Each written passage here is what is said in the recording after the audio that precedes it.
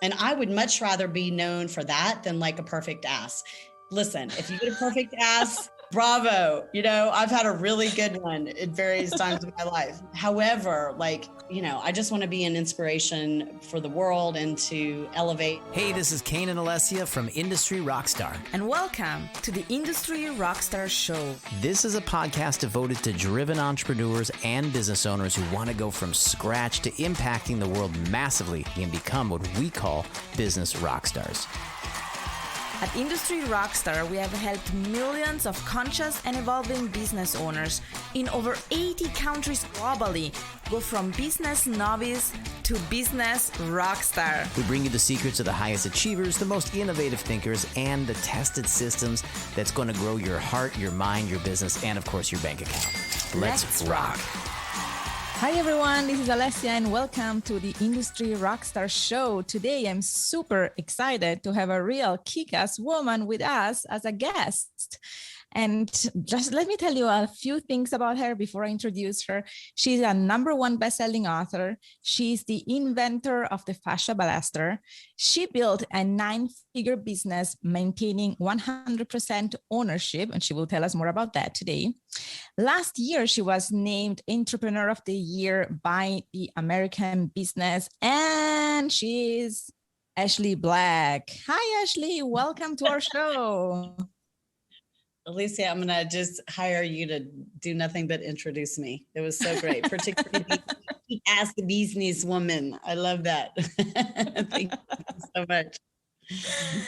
So Ashely, I was actually, although I know you and we have been, doing several things together in preparation of this interview specifically, I've actually kind of started to read your bio, your about page, etc. And I was reading some really interesting things. We teach entrepreneurs around the world. We have students from 80 different countries that we have kind of mentored and coached. And one thing that very often we teach them is, as we kind of help them understand who is their target market, we say very often your target market might become somebody that is kind of like an earlier version of you. So if you have gone through some struggles and challenges, etc., that's actually a great asset because it might become exactly who you serve. And as I was reading through your story of your childhood, having health challenges, etc., and then of course going on to make that an asset that allowed you to invent, the product that actually helped you then grow your business. That was an amazing connection. So can you tell us a little bit more about that? Wow. Thank you so much. So first of all, I'm so excited to be here. I love to talk to other entrepreneurs, particularly women. I think, as you know, with your beautiful sister-in-law, Corey, I'm writing my second book about this very thing, which is just taking your life, your story, that vibration that's just Ashely Black or, just Alessia Minkus, turning that into something that resonates with other people. And I do think that is your customer. And it doesn't mean that the customer has to be exactly like you, but I always think about this old, literally it's 10 years old, like as old as Ted, this old Simon Sinek talk where he says, people don't buy what you do. They buy from you because they think like you think, or something along those lines. And I feel like my story can be somewhat of an example and an inspiration for that, because, my story is a little bit the hero's journey. And for sure that resonates with, my customers in so many ways. And my hero's journey, there's lots of, of different parts to it, but for sure, one of the big overcoming obstacles for me was, and still is actually, health issues from the minute I was born, all the way up to now. I feel like I have been, overcoming that. But in overcoming those things, it's almost like when you experience it, you can't wait to share it with someone because you know that you can help someone. And that's the whole foundation of my business. It really is completely based on, I actually consider it now a privilege to have had these health issues, because those privileges that I have given me knowledge that I might not otherwise have, and has allowed me to share that gift with people that, may or may not have ever been touched by that information. So it's a beautiful thing to incorporate in your business. I love it. I love how you put it. Now, as I was reading, one thing really caught my attention, which is that at some point the doctor told you that you would be on a wheelchair by age 25. And you essentially... That was actually when I was pretty young. I remember I had this hot boyfriend. I don't even remember which one it was. But, I'm in that age, like 16, 17, whatever. And I remember that his family wanted to go snow skiing, snowboarding, and they invited me. And my mother was kind of like, concerned about that. So she asked the doctor, and he was basically like, no, she shouldn't be doing something like that. Now, in retrospect, that sounds totally insane, because like I'm a surfer, I'm a snowboarder, and I'm almost 50, but at the time it was really serious. And I think my mother, God love her, she was really actually trying to look out for me. But it's pretty amazing, whether it's health or business or whatever, how easily something can be put on us in terms of a limiting belief, and we just absorb it and adopt it. I find that all the time now with my audience, especially, like, oh, but I have this, mixed connective tissue disorder. Oh, you wouldn't understand. It's not cellulite. I have lymphedema or whatever it is. And I want to say, yeah, I do understand. And I completely understand that you've been given a label, and then you've started to create your life according to that label. And that's what happened to me at a really young age. Except for I just never accepted that label. I was like, this is ridiculous. I'm going snowboarding with this hot guy and his family, and screw you. And if my leg falls off, I'll deal with it when it happens. So. I love that. And that's exactly, I just, as I was reading your bio, I was reading through it, and I was like, she gave them like the middle finger. And oh, for sure. Alessia, when I do interviews, people are like, where did you get this attitude? And I'm like, I was born with it. I don't know if it's past life or whatever, but I really kind of was born with a screw you attitude, which is wonderful. And I honestly mean it in the most loving and compassionate way, but I just really felt like, I'm not going to let somebody else determine my destiny. And it still happens. I was diagnosed with multiple sclerosis, 10 years ago, something like that. And they have a real test for that, where they look at, lesions on your brain. And I had that. And so I have a really fantastic doctor now who we're close friends. And he's like, so with the multiple sclerosis with diagnosis. And I'm like, yeah, what about it? And he's like, well, what did you do? And I'm like, well, nothing. And he presented me to the University of Costa Rica as like a case study. And he was telling me how funny all the doctors were, that they're like, well, what did she do? And when he said, ignored it, a lot of people would just be like, but I have found that there are more and more people like me in the world, that it really doesn't matter what label, dissonance we're given, you can completely accept it and completely start changing your life to live according to that label. Or you can just say, you know what, that's a piece of information, and I'll just, stick a feather in my cap and keep moving. And that's kind of how I've always felt about my health. And, I'm sure I scare people to death sometimes, but like, I just don't go down those rabbit holes. I just don't. I love it. And that's kind of the definition of really manifest your life by design, right? How much has that helped you, you think, in building your business? Wow. I think that attitude of, like I'm doing me, I guess, if we put it really simply. I think it's been everything in my business. I always tell people, don't copy my business model. I almost willed it to happen. And I'm very much one of those woo-woo people that believes that if you, let's just say, vibrate at a certain frequency, that the universe will return that to you. And so, whenever the going got tough and whenever I was building the business, there was never, ever like, what happens if it fails? And I remember I was actually talking to a banker, Alessia, you'll love this. And, I am already bracing myself. Yeah, he's asking me, like, what is plan B? Basically, how is he going to get his money back if he loans it to me? And I remember I was like, oh, I'm so not getting the money today. But I told him, I said, this is not a business for me. This is a mission for me. And whether or not I have $0 in my bank account or $1 billion in bank account, my mission is exactly the same. My vibration is exactly the same. And I definitely have found that when you are so set on what you believe and what you do and your actions follow it, that it's only a matter of time before the universe says, okay, we're going to vibrate with you. So now we want to know, did you get the money that day?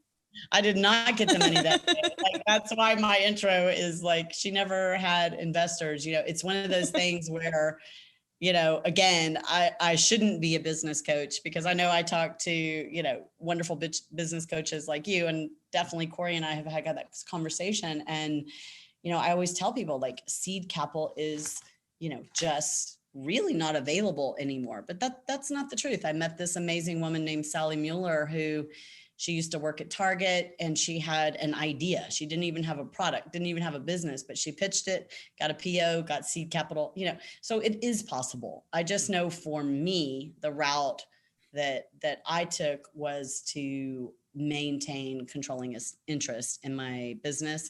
And I have taken loans over the years. But, most of those, let's just be honest, they were based on the fact that I had good credit, and more personal, like guaranteeing them with my home and stuff like that. Seed capital is super difficult to come by. And even at the level that I'm at, I'm not doing a capital raise right now, but I can imagine that it would not be overly simple right now. I can imagine that too. And I actually, all the businesses that I've had, no capital either. So we have a similar story here. But let's say that as a positive. I mean, there's so many positives to it. So I always say, like, one of the worst things you could ever do to an entrepreneur is give them all the money and time that they need, because they don't learn how to, like, have that thick skin and how to, make something amazing happen on no dollars. Right. That creativity that comes from having to actually invent things, because, you don't have it doesn't happen if you have all the resources. Absolutely. Now, thinking back about growing your company, you were just saying before we started the interview, you said, oh my gosh, we had all possible challenges. And so if you would identify like one challenge that you think like was the biggest challenge in actually being able to grow your company, what was that? Gosh, Alessia, it's so many, but it's funny because today I was actually working on a response to a lawsuit, and it brought all of this back. And I always explain it like this. I wish you had video for your podcast. You'll have to like insert a graphic. But I always tell people, don't overshoot the goal, right? Because, I was one of those people that's like, yeah, I'm going to change the world and everybody's going to have perfect tissue and I'm going to be a billionaire and whoo. However, what no one sits you down and says, okay, here it is. All right. So you make $100,000 a year, right? Okay. $100,000 a year, little bit of fame, like let's just say 50,000 Instagram followers, whatever. Kind of in the zone, right? You're sort of protected, right? Then we go to maybe $1 million a year in revenue and a little bit of fame. Then you have your first, I don't know, let's just say contractual lawsuit and stupid thing that happened, like an outlaw client in your case or whatever. Then, now you're getting into the tens of millions, and for sure you're going to have, I don't know, let's just upgrade that contractual lawsuit to a class action or some crazy allegation that's not true. And just, it really is like, we should call it the money and fame versus the bullshit meter, right? So had I stopped at tens of millions and right here, but I didn't. And I went to a higher level of fame, and it was more in business, like being on the Today Show, having, millions of followers, et cetera. And then you start getting into class actions, trolls, competitor attacks, and I think I'm still here right now and I'm okay with that. But I definitely do not want to hit that next, tranche. Like, what's happened next? aliens come. Girl, when I talk to people who are at, my same level, again, there's fame adds like, fuel to that fire. But, when you look at it like this, it really is an altruism. And everyone experiences it. It's so, so interesting to me. And I see it over and over and over. So I just think it's something important to tell an entrepreneur, when you go out and say, I want to be a billionaire. Okay, well, your bullshit meter is maybe your kids get kidnapped, or maybe you get accused of, I don't know, sexual assault when you don't even know the person. Like that is the kind of stuff that happens. So as long as you go into it with, the mindset that this kind of thing happens, I think that, people can be, prepared for it and built for it, Yeah, there is a price for everything. And, so many business owners, when they start, they're actually so concerned about rejection.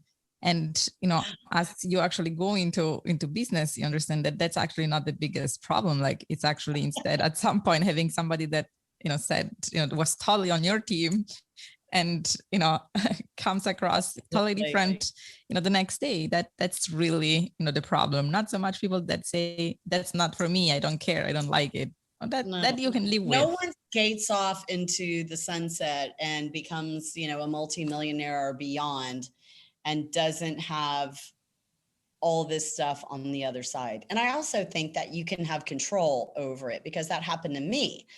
I had all this hyper growth and fame, and it's like, you really can rope that in. I mean, I moved to Costa Rica. I started doing reactive press. I kind of calmed that down, and hey, you know what? This stuff kind of started to level out. So I feel like that is empowering. But I think when it's scary, and I'm sure you've encountered this with your clients. Oh yeah. Is they run off with like the bright-eyed, bushy-tailed, and then they're like, oh my God, this employee did this. When people say that to me, I'm like, I have 100 stories like that. Like, let me, I'll match you and up you. And as long as you understand that that is part of the game, then you're going to be fine. You can have that thick skin, and you can process it as, I call it a parking ticket, like that movie in Facebook. It's a parking ticket, pay it, move on. Right. Right. And actually, I wanted you mentioned, followers on social media, etc. And you're really like the queen of building a community around your business, around your passion, about your values, etc. I think you have something like 2.5 million followers across all your social media. And I've seen you actually engaging with them. And I've seen you starting new community recently with Corey and with Lisa about the book as well.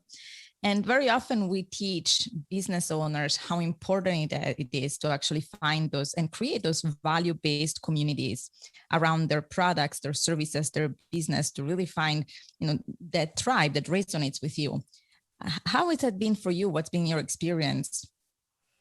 It's so funny because I wish I would have had industry, rockstar coaches, but mine sort of happened before I actually realized the value, so in looking at it from over here, it's completely different than when I was doing it. When I was doing it, I always felt like, so my business, just to make it super simple, my business really is knowledge. It's about that we have this system of the body, the universal singularity called fascia. It's the most electric system in our body. It's so exciting, and it if you can address it, it makes us younger and prettier. Like, it's a fun little system of the body to work with. And then the Fascia Blaster, which is what makes the money, is just a very simple plastic tool that sort of aids the knowledge. But without the knowledge, you have a plastic stick. You might as well go to your kitchen and kitchen tools, right? So in my mind, I always thought people would be more interested in the knowledge, and then maybe later products would follow. But I spent almost 20 years like trying to get the knowledge out there. And it was just so bizarre. Like it was almost like it just fell on deaf ears. And it was maybe a little bit too cutting edge or a little too blue ocean for people to understand.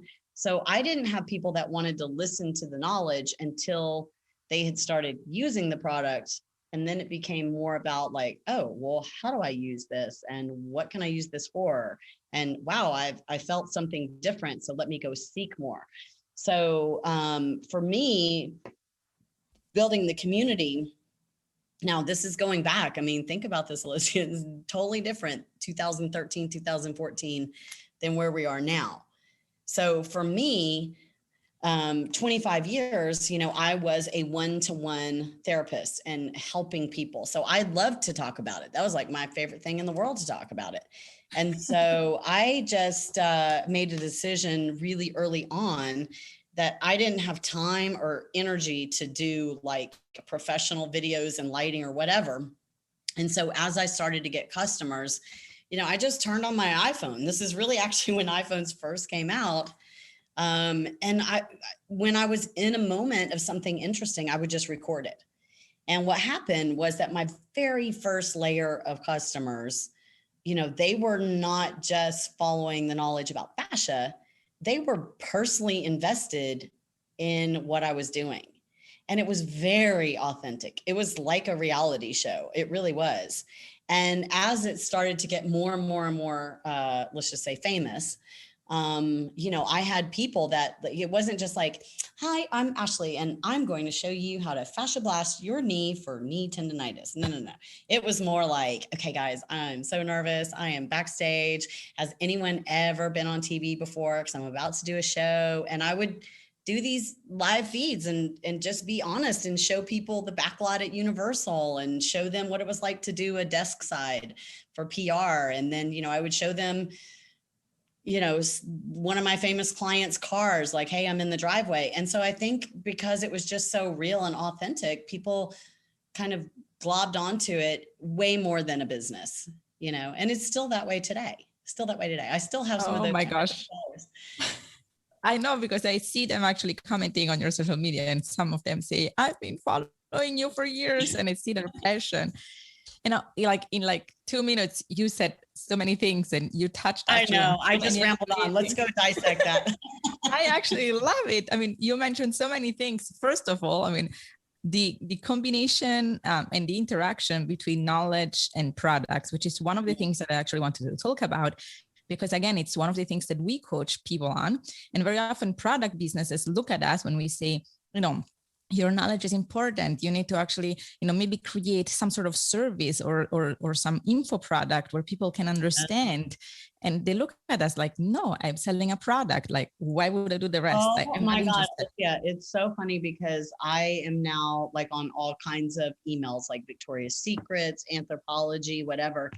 And it's funny because it's almost like even big companies like Victoria's Secrets are sort of like, oh, we need a spokesperson, an expert, and a story, and we're just panties.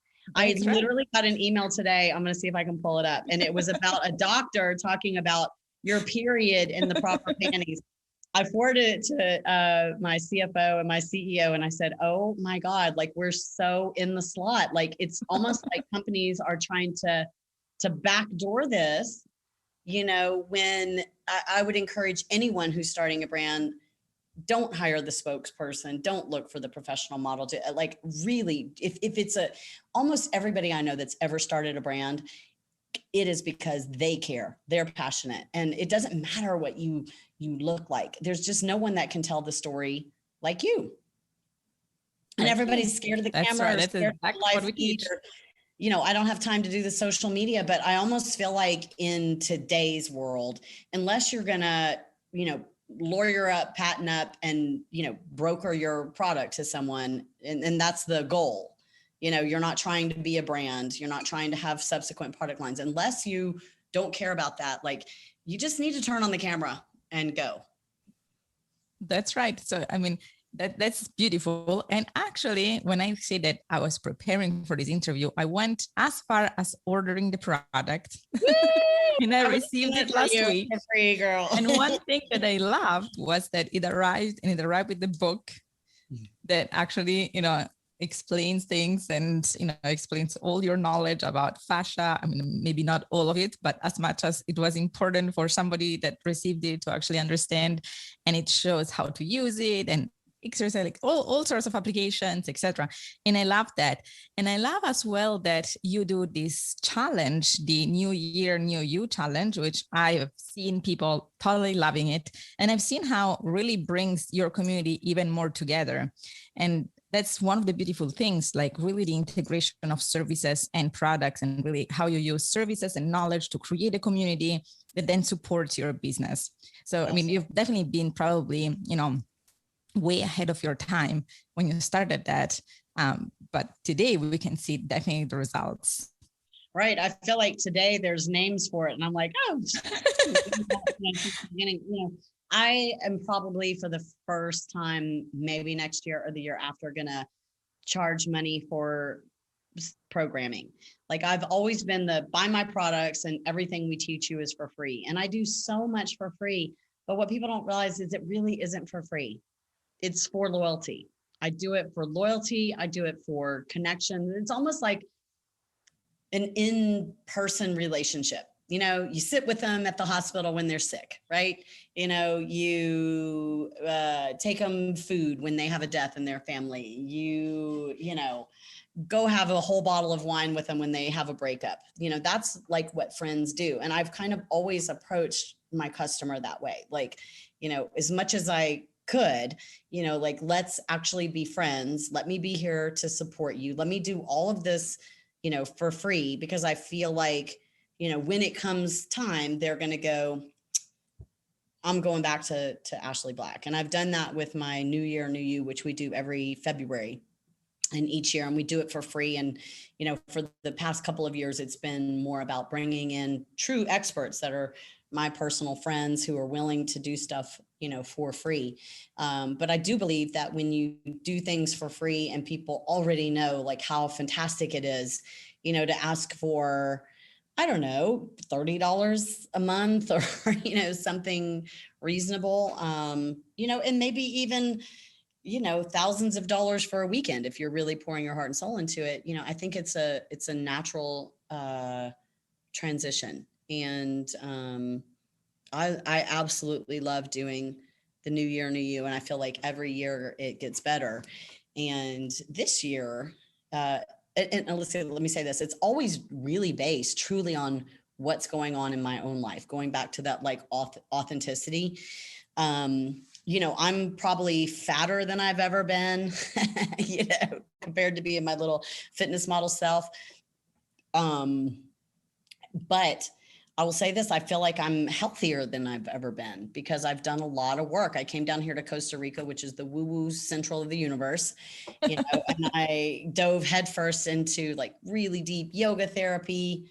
And when I say that, I just mean kind of the philosophy and the mental health that goes along with it. I'm into Qigong, which is a practice of movement and breathing that's based on harnessing universal energy.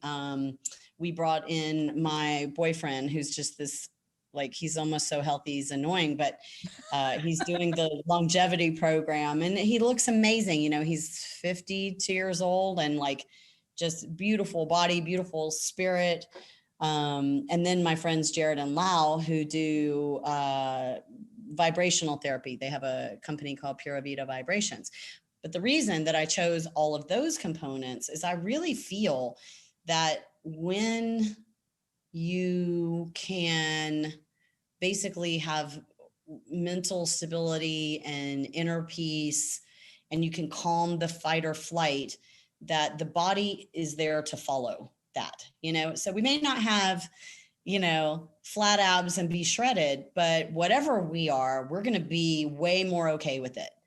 And so as I started getting older and just started maturing and my brand started maturing, I wanted to really introduce those concepts. And that's what this New Year, New You is about. And to be honest with you, I'm having better feedback than I ever have. And in terms of before and after pictures, people are losing weight. They are looking different. They are like, you can almost see like the stress draining from their face. And I would much rather be known for that than like a perfect ass. Listen, if you get a perfect ass, bravo. I've had a really good one at various times in my life. However, like I just want to be an inspiration for the world and to elevate. I know you're on that bandwagon, and I feel like this is a more sustainable thing. So I'm really, really proud of this year's New Year New, and it's free.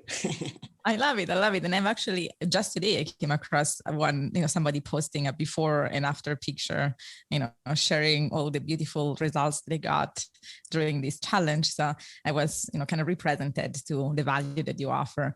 Now, one of your big passion that at least I have kind of felt very often when you spoke, and of course in your groups, etc., is women in business.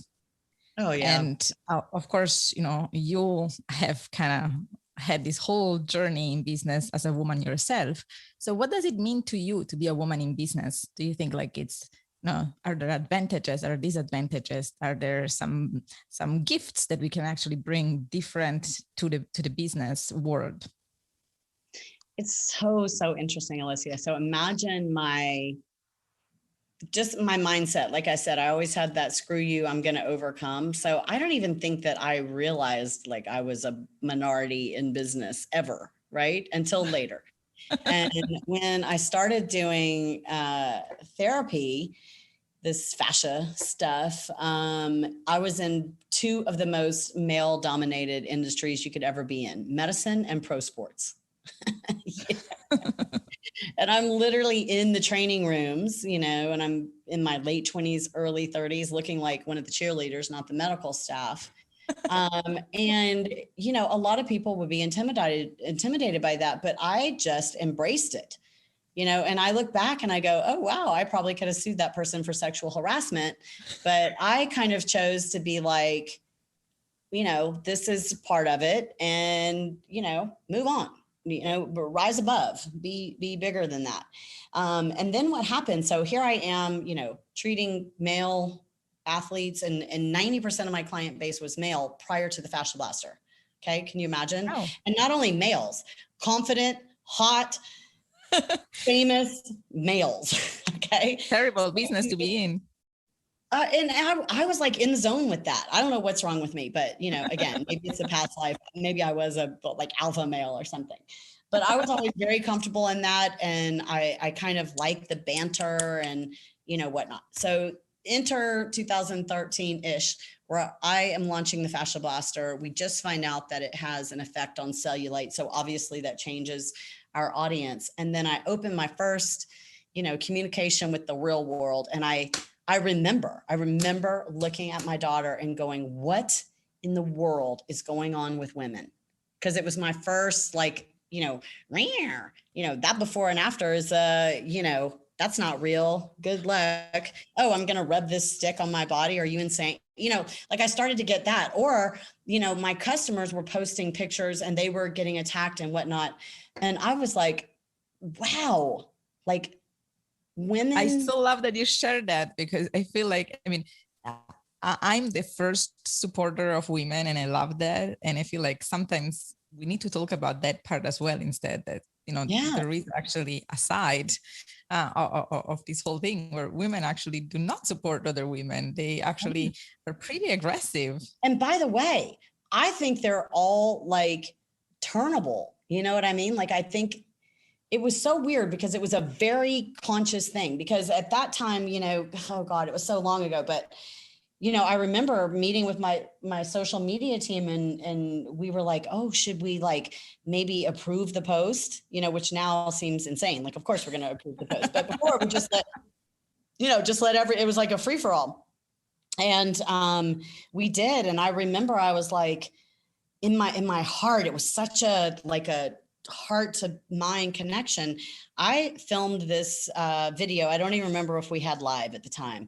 And I went on and I said, and there's hashtag, you can go to my group and it'll say hashtag Mama Bear. And I came in and I said, listen, I'm going to be Mama Bear here. Okay. I am a mom of 5 children and I have a lot of really awesome girlfriends. And I just want to tell you, like, this is not productive. We have this product. Here's what we're doing. This community is going to be supportive. It's hard enough, to be aging, and we're talking about highly sensitive issues. And if you want to follow me, you want to be part of this world, you are never going to experience compassion and love and acceptance like you will in this group. But bitches, if you come in here sideways, you're going to get bounced out of here, you know? And we always tell them why they got bounced. And we always say, please come back in, but we're not going to do that here, you know? And I remember thinking, oh my God, I'm going to lose so many followers. And I didn't. I had so much support. And because like, if you go into Ashely Black world, you see the support. And not only did they rise to the occasion, the people who were around then and the people who've come in now, they sort of lead the way, you know, and I hear them talking like me and saying, hey, you know, patience, we're in this together. You know, this was my struggle. And it is like, I felt like I created some mini Ashleys, and everyone has it in them to elevate to a higher vibration, if we can just call it that, and function from a place of, you know, compassion and like, we're in this together, and like humanity is what it feels like to me. And, you know, it's very rare that we have somebody come in crazy. And if they do, you know, rather than bounce them, we try to turn them first, you know, but then we bounce them. We just don't allow it. You know, it's almost like, you know, how do you let your friends treat you? You know, how do you let your partner treat you? You know, and I've always been one of those people that's been very protective of the energy and space around me. And it's just a trickle over into a social media audience. So I love it. Thank you for sharing all that so authentically. Now, let me come to one of your last babies here, you know, the book B. We have followed the journey of the writing of the book on the Facebook group, which has been so amazing. And, you know, going back to everything you shared so far, you know, once again, you have involved the whole community in the journey of actually creating the product. And of course, you know, everybody's been so excited to be part of the journey with you. So, you know, you kind of represent a little bit the definition of the personality of an entrepreneur. So how much of that goes into the book? Gosh, it's funny. Again, I feel like all of my products are authentic to the time in my life. And it's funny because there's this weird contrast going on with Lisa and Corey and me, because, you know, Corey, you know her, she is like, she has Ashely 2012 energy, you know, let's do it, stay up all night, you know, and then Lisa, you know, she's more like 60 and like, I'm going to make power moves, you know, and she's in that mode.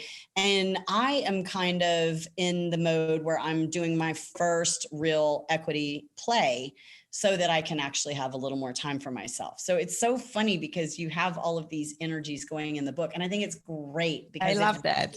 Yeah, it balances things out. And I feel like we're almost like Sex in the City, where people are going to be like, oh, I'm a Carrie, you know, I'm a Samantha.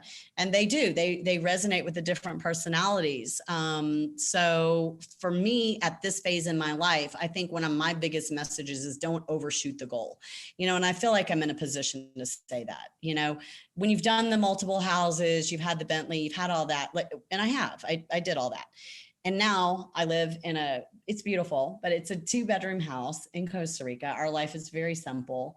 You know, I'm all about the tides and when the surf is going to be good. And, you know, I have like a little row in this greenhouse in our neighborhood, and that's just where I'm at. So I feel like that's what's coming through, is to tell women, like, you don't, just because, you know, it's fun to say, oh, I'm, you know, Ashely Black and I've produced, blah, blah, blah, you know, and give my resume. But don't forget, you know, that, you know, maybe you can work an hour or two a day and actually get to the level that you want to be and design your beautiful life. So I guess my message for the book is, you know, be who you want to be, you know, shoot for the target, but make sure that you have some clarity around that. Because I think most entrepreneurs just are like, yeah, bigger, better, do it, millionaire, let's go, you know, without ever really going, wow, you know, if I sold my company for $20 million at 5 or 6% return, That's $100,000 a month. That's way more than I spend. And cap yourself. I'm going to sell my company $20 million. I never thought about those numbers until I went to do an equity play. And I was like, oh, damn, I'm like way further along, and I suffered a lot of, it's, here's something, Alyssa, that no one will tell you, that and it's not just me, but my clients, like, even though I wasn't like you and being this amazing business coach for these clients, my clients were very famous people, billionaires, whatever. And I don't think anybody ever told them, like, hey, you can get out of this game, right? And what those numbers are, when I say that number, what I just said with the 20 million, or if I go, it's 100 million or even 10 million, people are like, dang, and then you look at your company, and your company might already be worth that, but yet you're killing yourself. And honestly, if it's too much for you, and that's, again, going back to knowing your authentic self, it will cause sickness in your body. And that's what happened to me. I was enjoying it and doing it and just, and then all of a sudden I had high blood pressure, and I'm like, what? Like, I'm not stressed. Because we have that mentality that success is not stressful, but it is. It is. It's like driving a Ferrari. Hey, glad we have a Ferrari. But if you drive it 250 miles an hour for 30 years, it's going to need some maintenance, So what I would say, my biggest advice is to tell people to kind of know your limit. Are you a Ferrari? Are you a Datsun? Either one is fine. And then run it at a speed that your body, your life, and your business allows, and don't overshoot your goal and don't undershoot your goal. You really, truly have, control over your health, your financial destiny, and all of that. You just have to have some awareness around it. And I think that's something that's underserved, and not talked about enough. I love it. We teach people when they start a business to actually think about the exit just when they started, because again, based on that, you can make so many different strategic decisions that, will actually make that exit faster and more fulfilling, more rewarding without all the stress. And I know, because I come from a place where, I've had my health crisis myself. I had my dad, working himself into 2 heart attacks. So I've seen that cycle enough as well, where, I'm very much about like, know yourself, know your limits, know your vision, and make sure that they are aligned. So I love that. I think people are miserable, by the way, when they start to have the heart attacks. I think that when we're in that mode, we're just like, in our mind, we're living our best life, but our bodies are talking to us. And I think that there's some shame around that. Like people saying, oh my God, I just need to sleep 8 hours, so I think it's, for me, as I, continue podcasts and Clubhouse and, show up on TV or wherever I show up, I think that's something that I'm meant to say. Like, it's okay to pull back and limit yourself and go to the spa. And we don't need to feel guilty about that. We don't need to feel guilty if we take a technology detox. I did a silence retreat one time for 14 days. And I was like, oh my God, like how wonderful it was not to have to speak. And so I'm hoping, I kind of see that trend. Don't you, Alessia, that people are getting a little more. Well, I think that this year as well has been a big paradigm shift in the world where, the world has kind of stopped and everybody has been forced to stop and to necessarily listen more to their bodies, to themselves, because the noise around kind of calm down. And so I think that a lot of them, we see that a lot in our community, people kind of emerging out of this phase, feeling like, well, let's reinvent what I'm doing. Is that really what I want? Is that really who I am? Is that really who I want to be in the future? Yes. I think for me, it's sort of in my face, because I don't know if you're familiar with blue zones, but it's where people live to be millennials on a regular basis. And it's, there's only 8 small places in the world. And one of the places is this little peninsula in Costa Rica called Nicoya Peninsula. And I just happen to live there. And so I'm filming this series. I don't know what I'm going to do with it. At some point, maybe I'll release it, but I bought these cameras and I wanted to, learn how to work a high def camera. And so I started interviewing my maid. We're building this deck, and I started to interview one of the workers who, by the way, takes his nap in this big box that we have outside the like and this guy named Hyro who does like some electrical work. And then this guy who works with the turtles. We have turtle nesting here. It's really famous in this area. And it's, you know, it's almost tear jerking because, you know, I'm thinking about the contrast of people who have so much more that feel poor, that are struggling with all these, you know, high blood pressure, heart attacks, whatever, you know, and the keeping up with the Joneses, and like I have an assistant and an executive assistant and a personal assistant and the assistant to the assistant, you know, and then you talk to my maid who, you know, she's got her child, she's got her grandchild, she comes over on her motorcycle with her like little assistant, and, you know, they volunteer for the turtles, and, you know, she virtually has no stress. There's no concept of a nice car here because, first of all, you can't drive it on these roads. They're like potholes, you know, and it really, really gave me that perspective, like who's really winning? Right. You know, what is the definition of a rock star, right? You know, and it's not the same for everyone. It's not. That's one of the things that we teach, that, you know, it's really, we do an exercise actually in our events days, design your rock star life. And the reason for that is that when we coach them, we know that everybody has a different vision for their rockstar life. For some of them, you know, we have students, clients, friends that have this vision of never leaving their house. I mean, we have actually a friend that literally built his office in his backyard because his vision of being successful was to be able to never leave his house, like being with his kids and his wife and whatever, and just, you know, being there. And then we have other people that we work with that have the exact opposite vision, where they want to not even have a house, like they want to be kind of nomad, or like live on that boat. What's that boat called? Right. Your address is like exactly like John Demartini that lives there. Yeah, like Dr. Martini. Right. And so it's so different, right? That like those are the extremes. And if you are not clear about what your definition of success is, you can easily buy into somebody else's definition, and then you can you know, you run towards a goal that when you achieve it leaves you very unfulfilled. Totally. Alessia, you really should be writing the book with this, because that, I think, is probably the overriding message, that it's not just about creating an incredible business. I think that there are systems for that. I think that there's like bets you can place that you're probably going to win. But it's really more about knowing truly who you are and constantly checking that along the way, and also giving yourself permission to change who you are along the way, because sometimes you don't know what something tastes like until you taste it.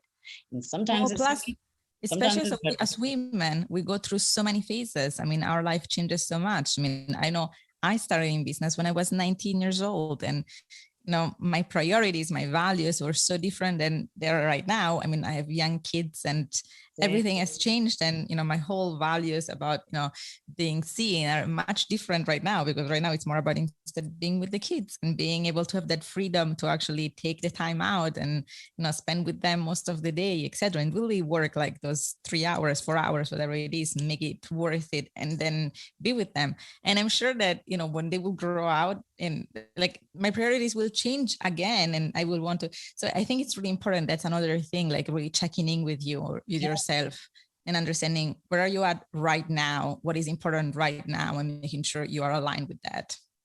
You know, we have this concept in the book, and I love it. I actually think Lisa came up with it. It's called Kaleidoscope. And if you think about a kaleidoscope, no matter how you pick it up, it's beautiful, right? It's got its own unique thing. But then, you know, you spin and some pieces fall and some pieces remain, but still beautiful. And so in our book, we point to these kaleidoscope moments, and it could be something as boring as, do I file a patent or not? But that could be a kaleidoscope moment. Because, you know, you might go to it and say, you know what, this isn't patentable, so I need to get in, be first and best to the market, sell it, and then bounce before, you know, I get copied, right? So that's a kaleidoscope moment. And I think that, I never had somebody mentor that for me. And I don't know if you've ever had somebody mentor that for you, but I love that aspect of the book, that it's okay. Not only is it okay, embrace your kaleidoscope moments and how you change. Because obviously becoming a mother, even for me, becoming a girlfriend and actually going, I want to invest in this relationship. Like all those things are kaleidoscope moments. And I think a lot of times we latch on to, but I built this, but I put all my time into this, and then that becomes like this random energetic power struggle within ourselves that we don't need. And particularly women, we scratch and claw honestly to get where we are and to achieve self-confidence. And if some of that self-confidence is really tied to the ego of that, whatever the success is, then it's harder to let that go. But then it makes us miserable. So I think it's a great discussion. I think that the women who are, 30s, 40s, 50s, 60s, who've kind of been through it, can keep talking and keep putting that out into the world. I think that we're just going to see this incredible rise of this, let's just call it the divine feminine energy. Like, I really do feel like it is our time. And without getting off too much into, the age of Aquarius and astrological and all the other stuff that I love, we can just feel it. It is the time of the woman, and we need to step into business as women, and we need to embrace our feminine characteristics and our masculine. And I feel like, how could you not be successful if you just ride the feminine wave at this point? I love it. And I have placed my pre-order for the book, and I know that it is on Amazon already to pre-order. So everybody that is interested in the book should definitely go ahead. It will be published and released in October, right? That's the plan. October 26th is the plan. You can right now buy it pretty much wherever books are sold. We're on Audible, Barnes and Nobles. It's called B, from passion and purpose, which is what we've been talking about, to products and prosperity. Because we really do believe that if you can get that first part right, figure out who you are, get that passion, get that purpose, figure out your dollar amount, whatever, everything's a product. Everything is a product. I don't care if you're a yoga instructor, you can come out with your line of, smelly pranayama candles. If you are a teacher, you could come up with airborne, that's the way it works. And I think that, we box ourselves in. So one of the big parts of the book is transitioning from the self-development side into how do we turn this into products and prosperity. And then prosperity, I love, we do a lot of work around what is that for you? Just like what we were just talking about. What is that number? Is that number, oh, I work 1 day a week, and I only make, I don't know, $60,000 a year, but it funds my lifestyle that I want. Hey, do you, or is that more work and more money, or, an ultimate sale and retirement, or what does that look like? And with products, this because that is your industry, is products. Anything is possible. I love it. I can't wait to read the book myself. That's why I actually ordered it already. I ordered several copies to give it as a gift already. I'm like, I can't wait. And I can't wait to then have you back here, maybe with Corey and Lisa, to talk about the book even more in depth. Yes, in the meantime, thank you so much for joining us. It's so great. And, Corey and Lisa are just, I can't even, I really don't have words. That's why I'm kind of stuttering. It's amazing when you meet just outstanding women with so much honesty, right? And they just kind of become your sisters, and they're like ingrained in the fabric of your life. So I have had that experience with these two women, and I think that it comes through in the book. And I think anybody would be honored to spend time with Corey and Lisa.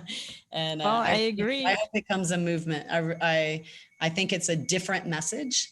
And I don't think of anyone better really to lead it than me, Lisa, and Corey, because it's just who we are. It's what we talk about when the cameras aren't rolling. So I love it. Thank you so much for joining us today. It was a pleasure to have you. Thank you so much, and best of luck and all the joys and riches of the world for all of your followers.